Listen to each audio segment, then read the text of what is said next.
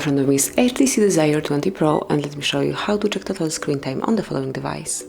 So first of all, you have to open the settings, then find and select digital well-being and parental controls, click on it, and smoothly tap on show your data under your digital well-being and tools. And as you can see, here you've got all details, and if you'll click on it again, you'll be able to see more detailed data. So here you've got the statistics for each day, also for the whole week, and a bit lower you will find the particular apps. So for example, if you'd like to check the settings, as you can see today they've been in use for 10 minutes. And that would be all, so you can detect the screen time, the total screen time in your HTC. Thank you for watching, please subscribe our channel and leave the thumbs up.